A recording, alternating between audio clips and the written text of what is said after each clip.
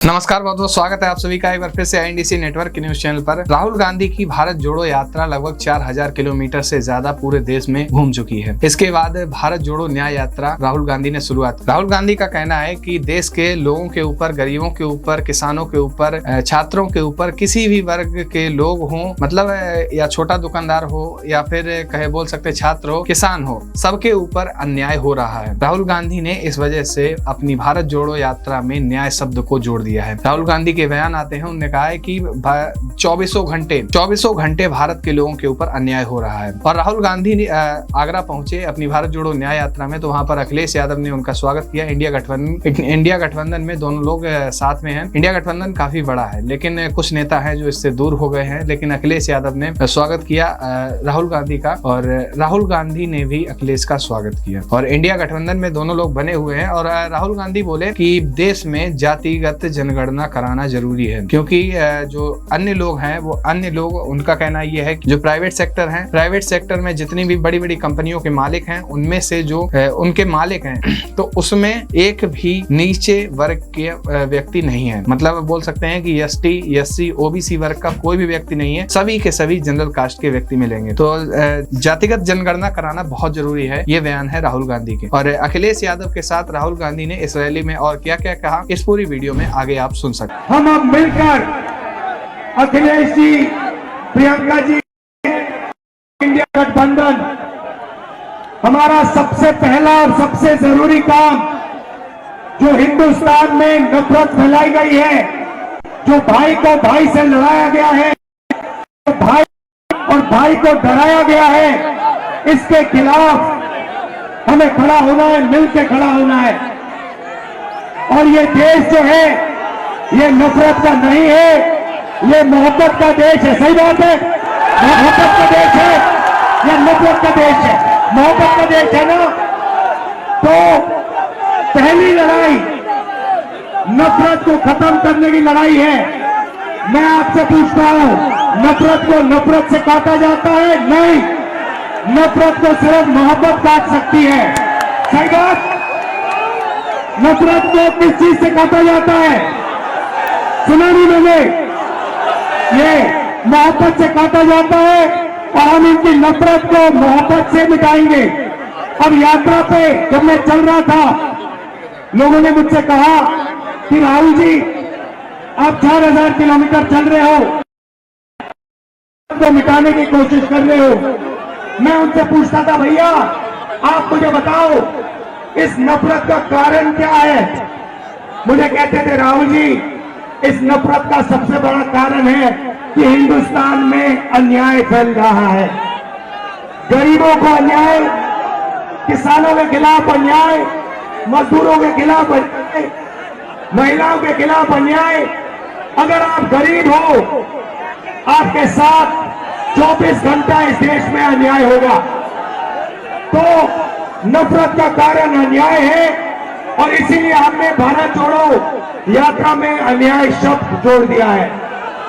अब यहां भीड़ से मैं पूछना चाहता हूं, इस देश में पिछड़े वर्ग के कितने लोग हैं? 50%। 50%। इस देश में दलित वर्ग के कितने लोग हैं? 15%।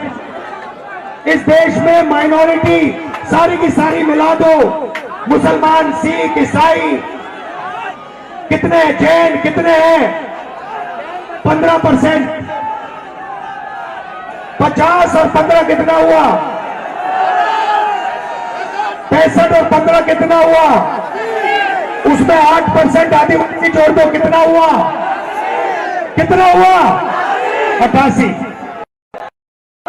हिंदुस्तान की सबसे बड़ी कंपनियों की लिस्ट निकालो, उनके मालिकों की लिस्ट निकालो, और आपको दिखेगा कि 88% में से एक मालिक नहीं है आपका।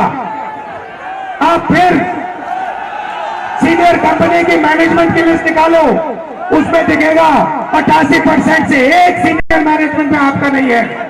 फिर मीडिया में जाओ, मीडिया की कंपनी के मालिकों की लिस्ट निकालो, 80% का एक भी मीडिया का मालिक नहीं, एक भी मीडिया में मालिक नहीं। मीडिया के बड़े बड़े पत्रकारों की लिस्ट निकालो, 88% का एक वहां पे नहीं मिलेगा। प्राइवेट अस्पतालों की लिस्ट निकालो, वहां नहीं मिलेगा। प्राइवेट कॉलेज यूनिवर्सिटी की लिस्ट निकालो, वहां नहीं मिलेगा। तो आप लोग हो कहां? आपके लोग हैं कहां? मैं बताता हूं।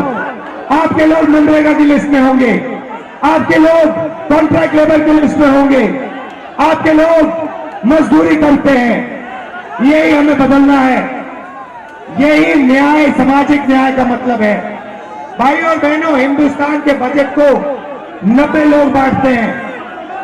सबसे बड़े आईएएस अफसर, मैंने इनकी लिस्ट निकाली।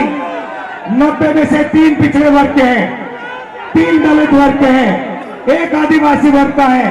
और अगर 100 रुपए बजट में खर्च होता है तो आप सब लोग मिलाकर 6-7% बजट की भागीदारी रखते हो।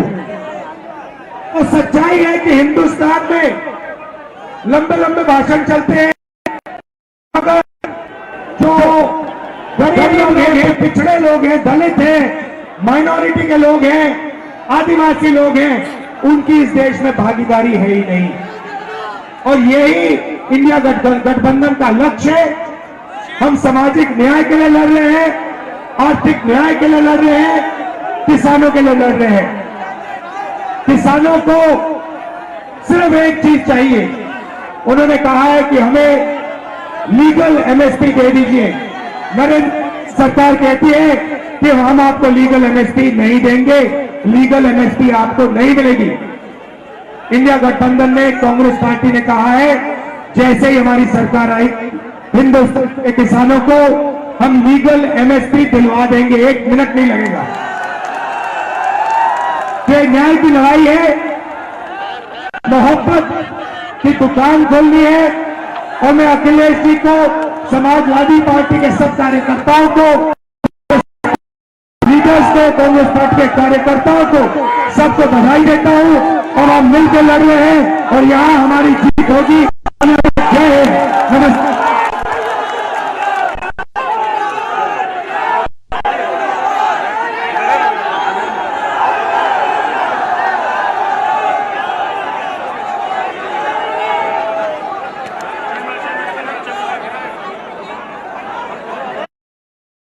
INDC नेटवर्क, बदलते भारत के साथ।